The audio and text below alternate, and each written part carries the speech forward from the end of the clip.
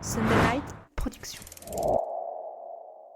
Si vous vous intéressez à la nutrition sportive, vous avez forcément déjà entendu parler du microbiote. Mais est-ce que notre flore intestinale peut-elle vraiment améliorer notre endurance ou nos performances ? Eh bien, c'est ce qu'on va voir aujourd'hui. C'est parti. Dans la tête d'un coureur vous présente Body and Mind, un programme dédié à l'harmonie du corps et de l'esprit. Tous les mois, une nutritionniste et une préparatrice mentale vous partagent leurs meilleurs conseils pour optimiser votre santé et votre bien-être. Bonne écoute! Bienvenue dans le podcast Dans la tête d'un coureur. Je suis ravi de vous retrouver pour cet épisode spécial de Body and Mind. Aujourd'hui, nous allons explorer un univers fascinant, invisible à l'œil nu, mais essentiel pour la santé et, paraît-il, la performance sportive, le microbiote. Vous avez peut-être déjà entendu parler du microbiote, ou vous vous demandez peut-être, mais qu'est-ce que c'est ? Est-ce qu'il y a des liens entre les bactéries et la performance sportive ? Comment un microbiote sain peut-il peut-être booster notre énergie, nos performances et notre santé de manière générale, même la prévention des blessures. On accorde tout un tas de bienfaits au microbiote actuellement. Et pour nous aider à y voir plus clair sur ce sujet, un peu épouvantail, j'ai le plaisir d'avoir à mes côtés Lauriane Marquet, experte en nutrition sportive. Elle a travaillé avec des fédérations, des équipes de cyclisme professionnelles. Autant vous dire en nutrition, elle s'y connaît. Lauriane, merci infiniment d'avoir accepté de participer à cet épisode. Comment est-ce que tu vas aujourd'hui ? Salut Guillaume, ça va bien. Écoute, un sujet passionnant qu'on va discuter aujourd'hui ensemble. Justement, avant qu'on se plonge dans le vif du sujet, est-ce que tu pourrais nous expliquer pédagogiquement et simplement ce qu'est le microbiote intestinal ? Parce que tu sais, il y a toujours des mots qu'on entend partout et qui sont devenus tellement populaires qu'on ne se demande même plus qu'est-ce que ça signifie. Alors, on a un peu une définition vague dans la tête. Moi, c'est le cas. Un microbiote, c'est un peu les bactéries dans notre intestin. Mais est-ce que c'est que ça ? Est-ce que c'est pas un peu trop vulgarisé ? Est-ce que tu peux nous aider à comprendre ce qu'est le microbiote, le définir ? Ça sera un peu la base de notre échange d'aujourd'hui. Comme ça serait un bon point de départ. Ouais. Alors, le microbiote, ou qu'on a longtemps appelé flore intestinale, maintenant on parle plus de microbiote, c'est effectivement, comme tu l'as dit, c'est l'ensemble des bactéries qui sont contenues dans le système digestif. C'est des micro-organismes vivants, donc on va avoir des bactéries, on va avoir des champignons. On a d'autres microbiotes qui existent sur la peau, dans la bouche, on en a un petit peu partout, mais celui-là c'est le plus grand nombre. On considère qu'il est composé de près de 40 milliards de bactéries et qu'il est considéré comme un organe, et à part entière, ça peserait entre 1 et 2 kilos. Ah, c'est incroyable. Ouais, c'est énorme. Et finalement, il y a plus de cellules, de bactéries qu'on a de cellules dans notre organisme, donc c'est vraiment énorme. Et en fait, il y a vraiment une synergie entre nous, l'hôte, et nos invités, le microbiote. En fait, on fournit des nutriments, on fournit un abri au microbiote, et lui, il nous le rend bien avec, en fonction de métabolites qu'il va produire et qui vont avoir un certain nombre de propriétés, et du coup c'est essentiel, cette synergie entre nous, et il va nous protéger. Alors c'est vrai que quand on pense bactéries, champignons, on a plutôt l'impression que c'est négatif, qu'il faut essayer de les éviter parce que ça peut être synonyme de gastro, ce genre de choses, ou de problèmes divers et variés. Et pourtant, notre vision de la bactérie, du champignon, elle est peut-être pas tout à fait juste. C'est pas que négatif, loin de là. Ouais, non, il va y avoir des bonnes bactéries et des mauvaises bactéries, des bactéries pathogènes. Et d'ailleurs, les bonnes bactéries vont nous défendre justement de ces bactéries pathogènes qu'on ne veut pas avoir à l'intérieur de notre organisme. Donc, non, les bactéries, certaines bactéries sont nos amis. Exactement. Voilà. Alors, c'est vrai que le microbiote, je l'ai dit. Alors, on parlait de la flore intestinale. C'est vrai que c'est des sujets qui reviennent un peu pimpés, un peu maquillés, qui reviennent un peu sur le devant de la scène. Mais c'est vrai que le microbiote, c'est quelque chose qui a fait couler beaucoup d'encre. Notamment, ça a commencé dans la presse plutôt santé, la presse enfant, la presse féminine, où vraiment, avec les naturopathes, il y a eu, il y a quelques années, il y a vraiment eu plein de choses qui sont sorties autour du microbiote. Moi, j'avais suivi ça. Je trouvais que c'était des fois, on tournait un peu autour du pot, je comprenais pas forcément bien les enjeux autour de tout ça. Et c'est vrai que ce sujet, et c'est comme souvent le cas, il y a des sujets sportifs qui migrent vers le bien-être et des sujets bien-être qui virent vers le sportif. Et là, dans la nutrition sportive, on parle de plus en plus justement du microbiote. C'est plus récent. Est-ce que l'activité physique, donc la course à pied, le sport, l'endurance, peut impacter notre microbiote ? Est-ce que les personnes qui font du sport, ont peut-être d'autres problématiques par rapport à des sédentaires, parce que c'est souvent ça qui est mis en avant. Le sport a des impacts, positifs ou négatifs, ça on va le voir, sur notre microbiote. Est-ce que c'est la réalité et donc est-ce qu'on doit s'y intéresser quand on est un coureur ? Ouais, tout à fait. En fait, il y a plusieurs études qui ont montré du coup des différences de microbiote, qu'on soit sédentaire ou qu'on soit sportif, et aussi en fonction du type de sport en fait qu'on va réaliser. Donc après, dans quel sens ? Est-ce que c'est le microbiote qui s'adapte à l'environnement et les activités qu'on va faire, ou est-ce que on fait ces activités-là et on est performant parce qu'on a ce microbiote ? L'œuf ou la poule, ça c'est toujours voilà, le vieux débat. Finalement, on ne sait pas encore trop dans quel sens ça va se passer. Ce qui est sûr, par contre, c'est que l'activité physique, elle a un bienfait sur le microbiote. Il est montré que plus on va faire d'activité physique, plus on va avoir une richesse et une diversité de bactéries. Quand on parle d'un bon microbiote, on va souvent parler de ça, du fait de sa richesse et de sa diversité. Et l'activité physique va avoir cet effet sur le microbiote. Et de façon générale, l'hygiène de vie, le sommeil, la nutrition, on va en parler, vont avoir un effet très positif du coup sur le microbiote, qui du coup lui va nous le rendre aussi bien avec. Il y a beaucoup de bienfaits des bactéries et notamment ça va être sur l'immunité. Justement, on va s'intéresser maintenant un petit peu plus aux bienfaits au point de vigilance peut-être aussi par rapport à ça. Par exemple, on entend souvent que le microbiote joue un rôle assez déterminant sur notre système immunitaire. Alors, tu nous parlais des bonnes bactéries qui attaquaient un peu les mauvaises. Et j'entends aussi beaucoup parler du microbiote sur les inflammations pour les coureurs. Est-ce que tu peux nous éclairer sur cette relation entre le sport et le microbiote et comment cela pourrait avoir un impact direct sur un athlète ? Ouais.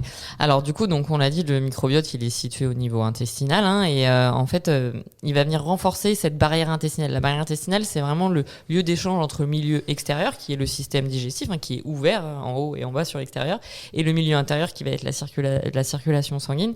Donc le microbiote, il est vraiment au contact de cette barrière intestinale. Il va vraiment avoir lui aussi un rôle de barrière de cette barrière intestinale. Ils vont adhérer à la barrière intestinale et empêcher du coup l'entrée de bactéries pathogènes entre les cellules de l'intestin, les cellules épithéliales, et ça va créer une sorte de mucus un peu épais qui va limiter du coup l'entrée de ces bactéries pathogènes au sein de notre organisme. En plus, on a beaucoup de cellules immunitaires qui sont au sein de notre système digestif, donc les microbiotes, ils sont vraiment au plus proche du coup de ces cellules immunitaires, et du coup comme ils vont nous aider à digérer, ils vont produire des choses qui vont aussi permettre d'apporter de l'énergie à ces cellules immunitaires pour qu'elles fonctionnent bien et qu'elles renforcent notre immunité. Et justement, si on s'intéresse un peu à un bon ou un mauvais microbiote, qu'est-ce qui va impacter la qualité de notre microbiote ? Je te pose la question, là, j'y pense. Qu'est-ce qui va faire qu'on a un bon ou un mauvais microbiote ? Naturellement, j'ai tendance à penser que c'est l'alimentation. Quelqu'un qui va manger, je sais pas, des fast-foods, qui va peut-être mauvaise hygiène de vie. C'est ça qui va faire qu'on va avoir un mauvais microbiote.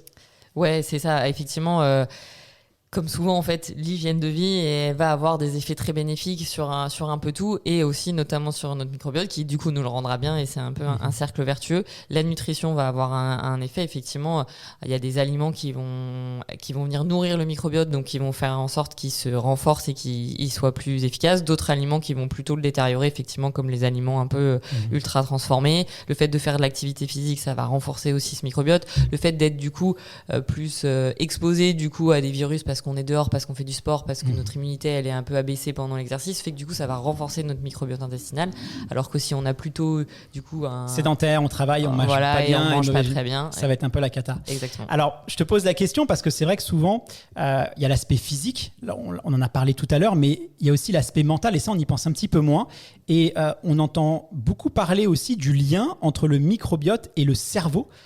C'est ce qu'on appelle, je parle sous ton contrôle, mais l'axe intestin-cerveau. Et il y a des théories, tu sais, sur la lutte contre la sédentarité. C'est vrai que c'est un sujet de santé publique important, donc c'est beaucoup étudié sur comment est-ce qu'on peut remettre un petit peu les personnes au sport, comment est-ce qu'on peut inciter les gens à faire plus d'activité physique, parce qu'on est de plus en plus nombreux, donc les frais de santé sont un peu plus compliqués. Donc voilà, les États s'intéressent à faire un peu plus de prévention, on est plus dans cet axe-là, et on s'est rendu compte justement qu'il y avait un peu une double peine sur des personnes qui avaient une très mauvaise hygiène de vie. C'est qu'ils étaient beaucoup moins disciplinés, beaucoup moins en fait motivés à l'idée de faire du sport, et cette baisse de motivation. Alors après, on en est qu'au début, mais peut-être lié éventuellement à un mauvais microbiote.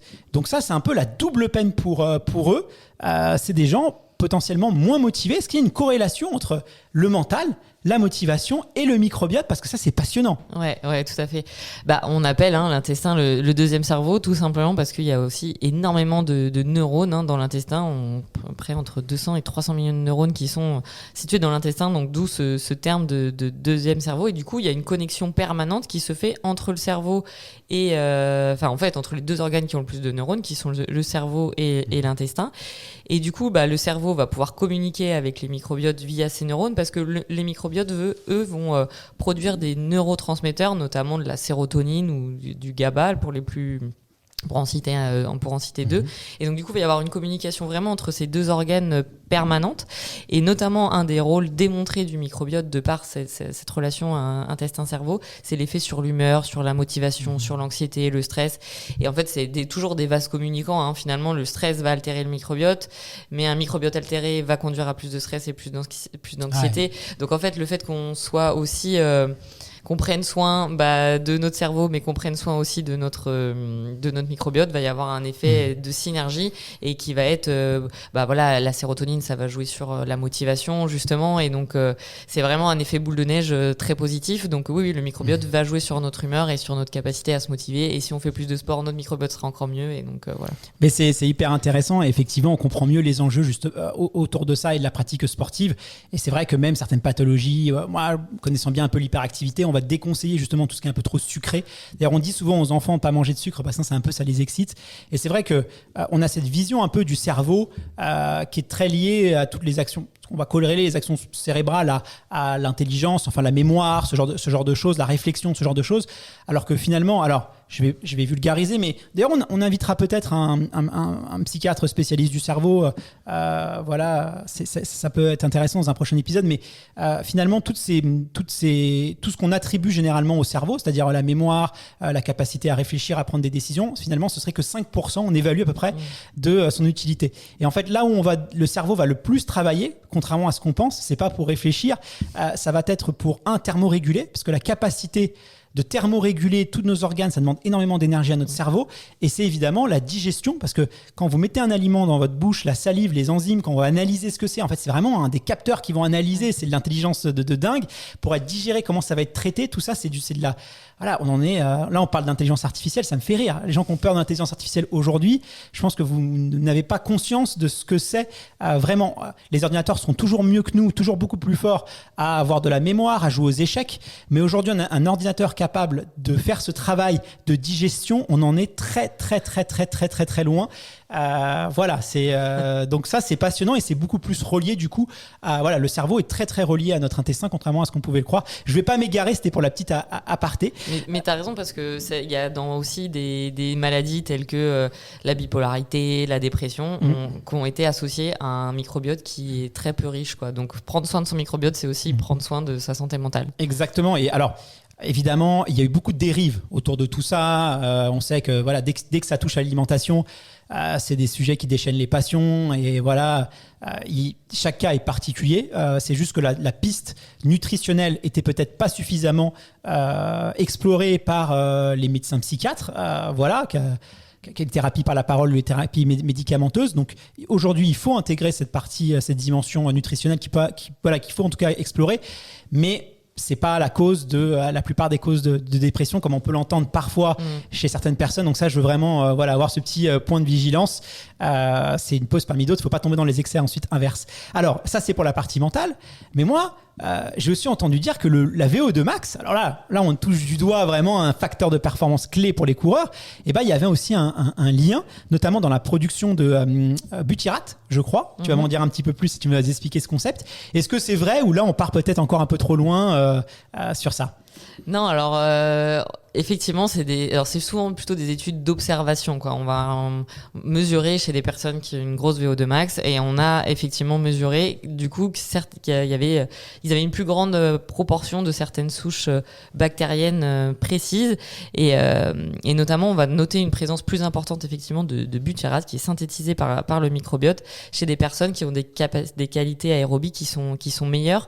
Et le butyrate, quand il est produit par la digestion des fibres, ça va conférer aux bactéries du microbiote, on appelle ça une meilleure chimiotaxie, une meilleure mobilité en fait, et du coup les bactéries elles vont aller plus proches des substrats qui vont les faire elles-mêmes plus fonctionner, et qui vont en fait elles vont se rapprocher des substances chimiques dans leur environnement, qui font que du coup elles vont aussi plus se développer. Et si on a un microbiote plus riche, on va pouvoir du coup aussi renforcer l'immunité, qui va jouer aussi sur la performance. Mais aussi les microbiotes vont produire ce qu'on appelle des acides gras à chaîne courte, et qui eux vont aussi être des substrats énergétiques pour les cellules intestins, mais aussi pour les muscles. Et ça va nous créer, on va avoir un meilleur métabolisme énergétique par le microbiote. Bon, vous inquiétez pas, encore une fois, si vous nous écoutez en courant, cette année, c'est un peu la nouveauté. On met des fiches PDF où on synthétise tous les éléments clés, toutes les infos importantes à se retenir. Enfin, on fait une prise de notes, et ce travail, on le fait pour vous. Donc, si vous voulez recevoir notre fiche, c'est très simple. Vous vous inscrivez à notre newsletter. On l'envoie tous les mardis, la fiche du dernier épisode, ou sur notre site internet. Vous allez pouvoir aussi retrouver la fiche PDF en plus de l'article qu'on fait. Là, c'est vraiment une fiche pense-bête pour avoir toutes les infos faciles à digérer. Voilà, pour reprendre un petit peu ce qu'on dit. Alors, là, ce que tu me dis, c'est intéressant, parce que effectivement, on sait que quand on est un coureur, on a les micronutriments, les macronutriments, donc plein de vitamines, ce genre de choses. Donc ça, c'est bien de les apporter. Mais une fois qu'on les a apportés, donc pour fournir l'énergie à nos muscles dont le coureur a besoin, le microbiote, justement, il est là notamment peut-être pour les digérer. C'est ça, en fait, c'est que ça fonctionne de pair. C'est bien, en fait, d'avoir une bonne alimentation, mais si on n'a pas un bon microbiote ou un microbiote défectueux, le corps, il va pas être capable, en fait, c'est comme le carburant, si on n'a pas le bon moteur, le bon truc, ça sert à rien. Et le microbiote, c'est un peu son rôle, quoi. Ouais, le microbiote va jouer dans la captation et dans la mise en réserve de l'énergie. Ça va vraiment jouer sur l'efficacité, en fait, de notre digestion, et ça va du coup jouer sur la balance énergétique. Ça a été montré, effectivement, aussi que suivant le macronutriment qui est plus présent dans notre régime, si on a des régimes plutôt high fat ou plutôt hyper protéinés, on aura aussi du coup des variations dans les bactéries. Donc on va vraiment avoir un microbiote qui va s'adapter à notre environnement. Et en fait, le microbiote intestinal, du coup, il va jouer sur la captation de l'énergie et de sa mise en réserve grâce à la production, donc j'en ai parlé, d'acides gras à chaîne courte et de neurotransmetteurs aussi qui vont, on l'a dit, il y a besoin de tous ces neurones aussi pour que la digestion se passe bien. Et du coup, tous ces produits de la fermentation, ils vont être utilisés après, donc par nous, par notre organisme, et c'est ça qui permettrait du coup d'améliorer la performance. Notamment, il a été montré que peut-être les acides gras à chaîne courte pourraient avoir un effet sur l'augmentation de la sensibilité à l'insuline, qui permet une meilleure du coup captation du glucose par les cellules musculaires, qui pourrait réduire aussi l'inflammation, on en a un petit peu parlé, réguler la satiété, et aussi vont jouer un rôle vraiment de substrat énergétique. Ça va être un substrat énergétique de nos cellules du côlon, du tissu adipeux, mais aussi des muscles. Donc finalement, voilà, le microbiote va avoir cet effet aussi un peu sur le métabolisme énergétique directement, quoi. Alors, c'est passionnant. On va voir. Alors là, j'imagine que tous nos auditeurs ont envie d'avoir un bon microbiote. Ça, c'est la question que tout le monde se pose. On va en parler, évidemment. Comment est-ce qu'on fait justement pour déjà savoir si on a un bon microbiote? Comment est-ce qu'on fait pour aussi optimiser cette partie-là? Mais là, on va s'intéresser. On en a parlé tout à l'heure. Donc, on a dit qu'il y avait l'alimentation qui pouvait...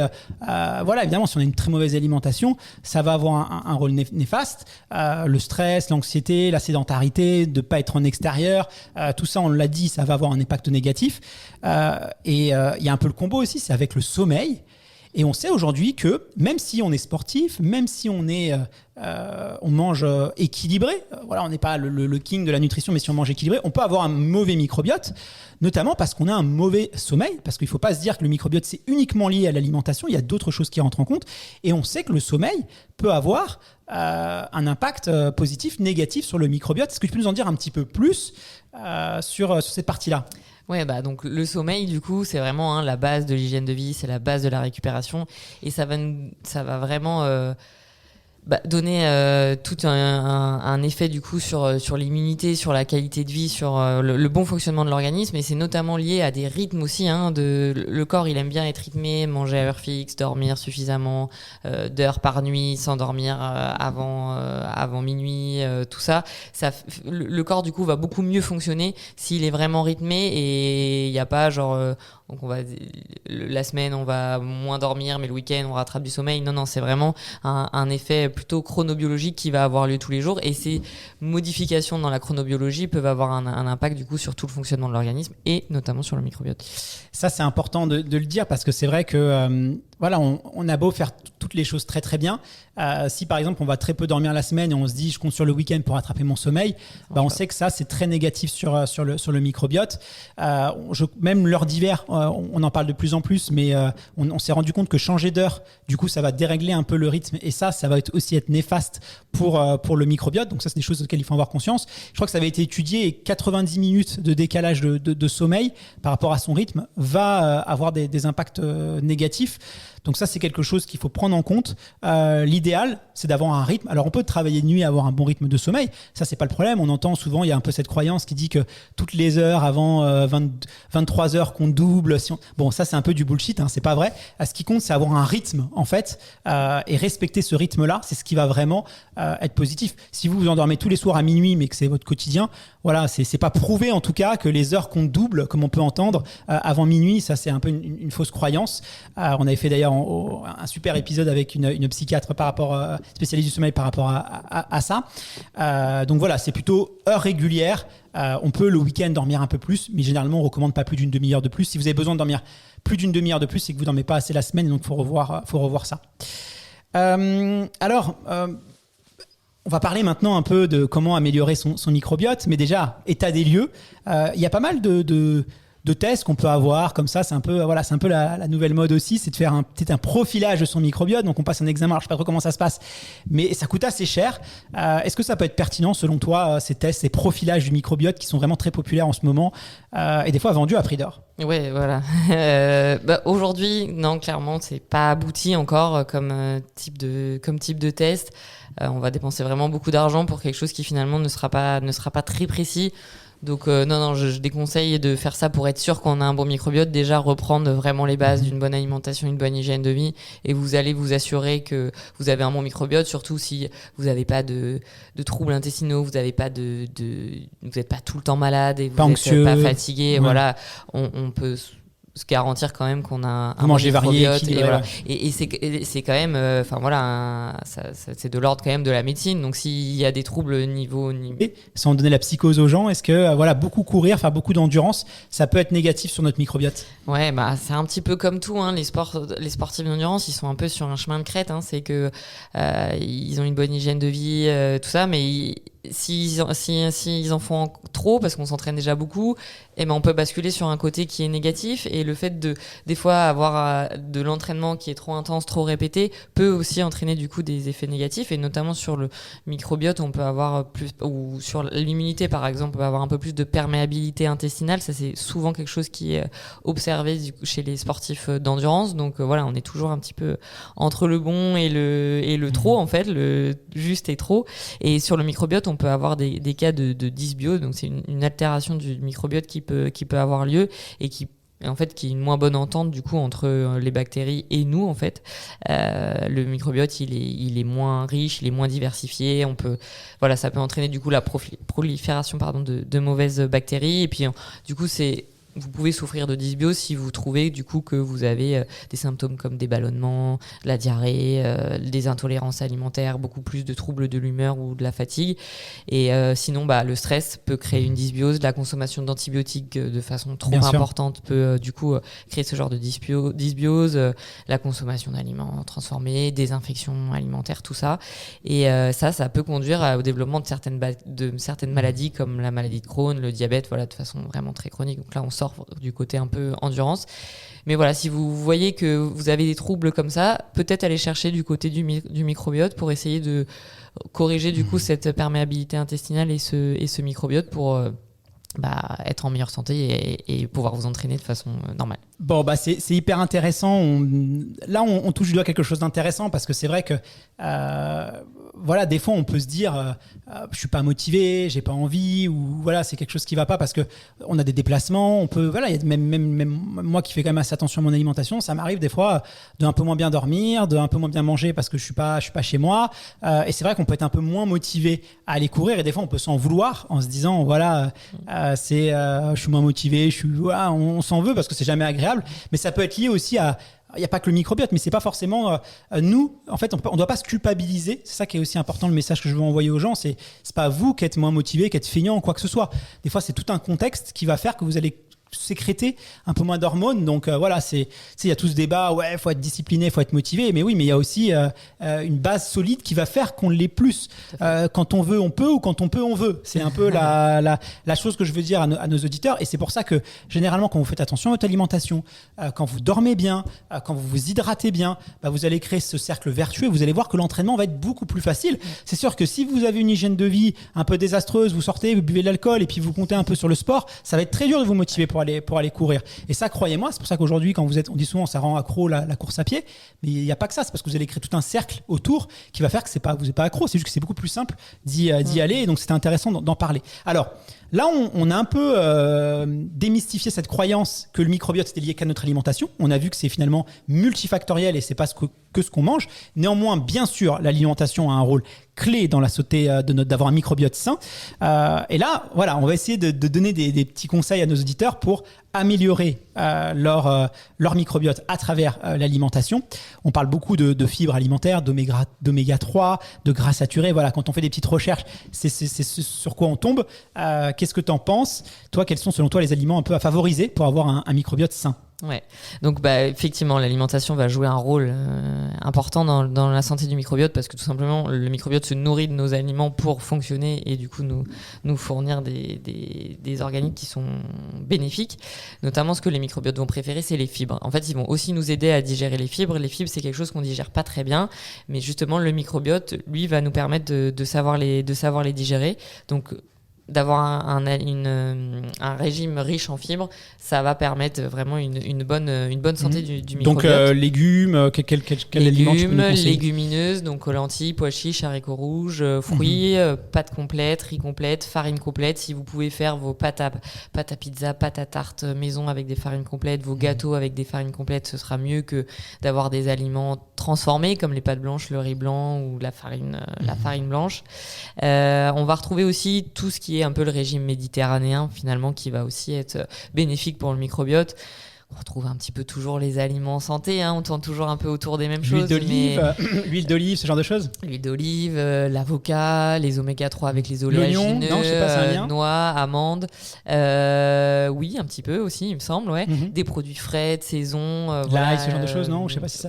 Ouais, je l'avais pas forcément en tête, moi. Non, je sais que tu me parles de régime méditerranéen. Qui est mauvais, mais oui, tout à fait. Et sinon, on va retrouver aussi tout ce qui est aliments fermentés. Donc là où on a un peu moins l'habitude, tout ce qui est kéfir de lait, kéfir de légumes, très populaire dans les pays d'Asie mineure. Ouais. Et si vous pouvez faire vos légumes fermentés vous-même, betterave, du chou, voilà, ça va vraiment venir nourrir aussi nos bactéries. On va aussi avoir tout ce qui est produits laitiers, qui sont des probiotiques naturels. On a des petites bactéries du coup dans le yaourt, qui permet de créer du yaourt à partir du lait. Alors là, j'insiste sur ça. Souvent quand on ouvre un yaourt nature, on a un petit peu l'eau, tu sais, qui sort, le petit jus en fait, et certaines personnes le jettent. Il faut surtout pas le jeter. C'est vraiment le top des nutriments sont dans ce petit liquide. Donc on le mélange en fait, voilà. Soit on le boit, voilà, ou sinon on le mélange si on veut pas le boire parce que c'est un peu mais on ne le met pas à la poubelle. Pire pitié, c'est vraiment dommage. Beaucoup de gens le savent, mais je préfère le repréciser. Donc voilà, la liste des aliments santé en fait habituels, oméga 3, fibres, légumineuses, légumes, produits frais de saison, peu transformés, et voilà, et encore plus des aliments fermentés. ça va vous permettre de prendre soin de votre microbiote. Et surtout, souvent, quand on a ces régimes sains, en fait, on va manger moins de choses qui sont ultra transformées et qui, eux, vont avoir un effet négatif sur le microbiote. Donc, c'est donnant-donnant, quoi. Alors après, le lait fermenté, les légumes un peu fermentés, c'est quand même, il faut aller le chercher, il faut faire un peu d'effort. Ouais, on passe sur un autre cap de la nutrition. Voilà, si on veut un bon microbiote, parce que c'est vrai que nous, les coureurs, c'est un peu pâtes, un petit peu de courgettes, un petit peu d'haricots verts, un petit peu de petits pois comme ça. Mais c'est vrai que si on veut un petit peu maximiser ça, il faut quand même essayer d'aller introduire pois chiches, haricots. Je sais que les gens, plein de personnes n'aiment pas tout ce qui est un peu farineux. Ça peut être les lentilles, ça peut être aussi un peu clivant parce qu'il faut les préparer. Donc voilà, mais il faut essayer de. Dans les important. recommandations nutritionnelles aussi de base, on conseille d'avoir plus de légumineuses que ce qu'on mange aujourd'hui. On dit plutôt 2 fois par semaine. C'est vrai que c'est très riche nutritionnellement. Il y a beaucoup de vitamines, de fibres, de minéraux. Mais voilà, on a moins l'habitude de le manger. C'est plus difficile de préparer, c'est plus long. Mais voilà, pensez-y. C'est l'alimentation. Il y a des modes. On le sait. Moi, quand j'étais petit, il y a la macédoine, le gigot. Enfin, il y a des modes dans l'aliment. Dans les années 80, 90, il y a toujours des modes. Et c'est vrai que tous les légumineuses ont un peu disparu, malheureusement, des modes parce que comme tu dis, il faut les préparer. Des fois, il faut les faire tremper. Faut avoir accès à tout ça. Et c'est vrai que et là, on communique beaucoup sur ça justement pour réintroduire les légumineuses parce que c'est quand même des aliments très très importants et notamment par rapport à ça. Alors et ça revient un peu les légumineuses aussi aujourd'hui sur le côté protéines végétales. On est quand même sur les soucis écologiques à dire qu'il faut consommer un peu moins de viande, bien sûr. Et du coup, les légumineuses sont une excellente source de protéines végétales. Donc je pense qu'on en consommera un peu plus dans les années à venir. Ouais. Exactement. Et puis pas hésiter à les mélanger aussi avec les céréales. Voilà, les petites pâtes aux lentilles très populaires en Italie. En Italie, il y a un plat, les pastes fagioli. Voilà, si les Italiens qui m'écoutent, c'est des pâtes, des lentilles, des haricots. Alors ça fait toujours, les gens se disent mais c'est une bombe glucidique ton truc. Ça fait sortir les yeux quand les gens sont pas habitués. Et pourtant c'est vraiment du top aliment. Moi, des petites pâtes aux lentilles avec un peu de tofu. Si vous voulez manger beaucoup moins de viande pour des raisons écologiques ou de bien-être animal, pour moi c'est vraiment l'un des top plats d'un prépa marathon, quoi. Pâtes, lentilles, une petite sauce de lentilles à l'auvergnat, vous mettez des petites pâtes, plus un peu de tofu par-dessus. Là, c'est le top du top, quoi. Faut pas hésiter à prendre ça. Alors là, on en a parlé un peu tout à l'heure des aliments à éviter, parce que c'est vrai que c'est pas parce qu'on peut tout faire bien, si on fait certaines choses mal, ça va annuler un peu les effets bienfaits. Et c'est un peu le problème du microbiote. C'est-à-dire qu'il ne suffit pas d'apporter, parce qu'il y a malheureusement des aliments qui peuvent être néfastes. Et justement, même si on a une super alimentation, les gens disent mais je comprends pas, je fais tout bien, j'ai un mauvais microbiote. Moi, je te donne un exemple. J'avais une amie, mauvais microbiote, elle mangeait hyper bien, mais dans l'équation, elle buvait beaucoup de soda light. Ouais. Beaucoup de soda light. Et ça a un peu tout flingué, en fait. Et c'est catastrophique. Tu fais tout bien et tu flingues tout parce que tu bois deux canettes de Coca Zéro, de Coca Light. Là, c'est attention à tout ce qui est aspartame, ce genre de choses. Pas terrible pour le microbiote, apparemment. Ouais, de façon générale, donc les aliments transformés qui vont être du coup riches en additifs, là, globalement, ça va être très néfaste pour le microbiote. Donc, cuisinez au maximum, faites vous-même vos plats dans la limite du temps que vous avez. On connaît les emplois du temps qu'on a aujourd'hui, mais essayez de limiter les aliments qui sont ultra transformés, riches en additifs, riches en émulsifiants, riches en édulcorants, tout ça qui vont être néfastes pour le microbiote. Donc voilà, si vous voulez vous faire plaisir avec un bon soda, prenez un soda normal. Voilà, c'est mieux, vous réduisez la quantité. C'est quand même quelque chose qu'il faut essayer d'éviter au maximum. Ouais. Même s'il y a toujours tout un mythe autour de tout ça, c'est quand même quelque chose. C'est industriel, c'est pas naturel, donc on n'en a pas forcément besoin. Voilà, désolé pour tous les grands amateurs de soda sans sucre. On nous a peut-être un peu cassé l'ambiance, mais buvez de l'eau. C'est très bon, exactement. C'est très très bon l'eau. Moi, quelque chose qui est aussi très à la mode, moi j'ai ça quand j'étais petit, c'était les probiotiques. D'ailleurs, beaucoup maintenant, pas tous les médecins, mais beaucoup plus maintenant quand on a des prescriptions d'antibiotiques, on va recommander des probiotiques. Alors moi, comme je t'ai dit, je suis briard, donc moi je recommande les fromages au lait cru, c'est très bien aussi pour le brie au lait cru, tous les fromages au lait cru sont très bons aussi pour ça. D'ailleurs, on a un peu aussi tout pasteurisé, c'est aussi ça qui fait qu'on a aussi des problèmes de microbiote. Mais c'est vrai que les probiotiques, selon toi, est-ce que c'est intéressant? Est-ce que ça peut être un bon complément de faire des cures de probiotiques? Alors on a eu un épisode sur les compléments alimentaires, mais là c'est quand même intéressant d'en parler. Ton avis par rapport à ça, est-ce que ça peut influencer est-ce que c'est intéressant de faire des petites cures de probiotiques quand on est un coureur à pied, si on veut améliorer? C'est quoi ton avis par rapport à ça? C'est miraculeux ou pas? Qu'est-ce que tu en penses? Déjà, les probiotiques, du coup, faut savoir ce que c'est. C'est des des micro-organismes vivants qui vont venir renforcer du coup le microbiote qu'on a. Les plus connus, c'est souvent la souche de Lactobacillus dont on parle souvent. Avant d'en apporter via la supplémentation, il y en a dans l'alimentation. On en a un petit peu parlé. Et toi, t'en as parlé pas mal avec le fromage. Mais les produits laitiers vont être une source de probiotiques. Kéfir de lait. Ou kéfir de fruits, les légumes lacto-fermentés, donc voilà, on a dit betteraves, choux, carottes qui sont fermentés dans de l'eau avec du sel, la choucroute ou le miso qu'on va retrouver dans la soupe. Donc tout ça, déjà, on peut, avant de se supplémenter, essayer d'en avoir un petit peu plus dans l'alimentation et ça fera pas de mal. Souvent, on parle aussi de prébiotiques qui sont, eux, par contre, pas des micro-organismes mais qui vont venir, c'est des aliments en fait pour le microbiote, donc ça va venir aussi renforcer leur fonctionnement. Et là on va retrouver un petit peu partout oignons, on en parlait, artichauts, bananes, oléagineux, céréales complètes, encore une fois, enfin voilà, tout ce qui est un peu régime méditerranéen qui finalement va être source de prébiotiques et qui va venir renforcer du coup le fonctionnement de la barrière intestinale et du microbiote du coup. Mais effectivement, on peut de temps en temps parfois l'envisager, notamment en fait l'hiver par exemple, quand on sait qu'on va être beaucoup plus exposé à des agents pathogènes un petit peu partout. Quand on a des périodes intenses de préparation, on sait que l'immunité elle est abaissée à l'exercice et que plus on s'entraîne, plus du coup on va avoir une immunité qui va être abaissée. Donc on va essayer de la renforcer par l'apport éventuellement de probiotiques. Si on va voyager pour aller faire une course, je sais pas si vous partez faire un marathon. On change de continent, ça c'est souvent conseillé aux athlètes. Dans les avions, le changement d'alimentation, tout ça peut réduire un peu l'immunité. Donc on peut se renforcer par des cures dans les pays d'Asie, les pays quand on va en Afrique aussi. Dès qu'on a des alimentations qui sont vraiment très différentes des nôtres, avec un très bon conseil. De l'hygiène aussi à laquelle on n'est plus habitué. Nous effectivement, comme tu l'as dit, on a tout aseptisé et du coup on répond moins bien aux agressions des agents pathogènes et tout. Donc voilà, tant qu'à faire, on met tout de notre côté. Donc avoir effectivement là une supplémentation en probiotiques à ce moment-là pour être sûr de ne pas tomber malade, alors que sur le marathon qu'on a visé et qu'on a voulu faire un peu loin pour en plus se faire un petit voyage et qu'on ne peut pas faire parce qu'on est tombé malade, quoi.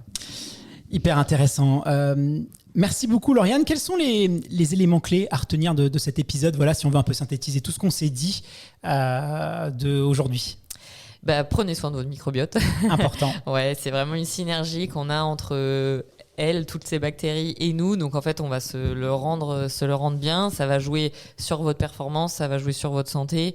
Donc il y a que des bienfaits au microbiote. Et pour le chouchouter, continuez le sport. Mettez-vous au sport s'il y en a qui nous écoutent qui sont pas encore coureurs à pied.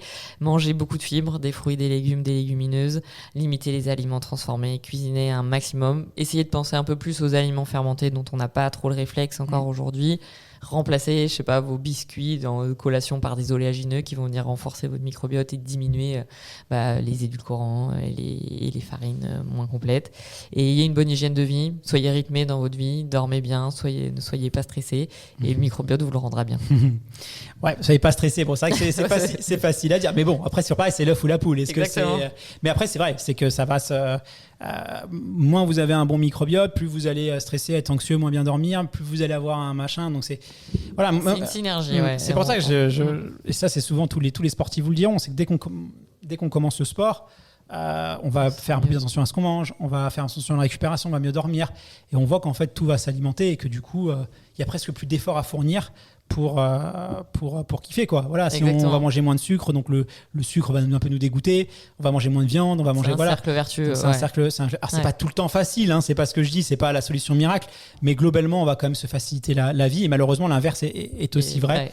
Donc des fois mais hyper intéressant. Moi j'ai appris en tout cas beaucoup de choses et ça m'a permis de voir un peu plus clair sur ce fameux microbiote. Donc il faut en prendre soin. C'est pas non plus c'est pas la pluie et le beau temps, ça va pas, comme on peut entendre des fois sur certaines choses, c'est important, mais voilà, vous n'allez pas éviter certaines maladies très graves ou avoir un bien-être, c'est pas la clé, c'est pas la solution miracle. Donc faites attention aussi à ce qu'on peut lire parce qu'on entend beaucoup de bêtises. Donc c'était intéressant de faire cet épisode-là pour avoir un regard un peu plus posé et scientifique autour de tout ça. Merci infiniment Lauriane pour toutes ces infos. On se retrouve dès lundi prochain pour un nouvel épisode du podcast Dans la tête d'un coureur et puis dès mois prochain pour Body and Mind. Je te dis à très vite. À très vite, au revoir.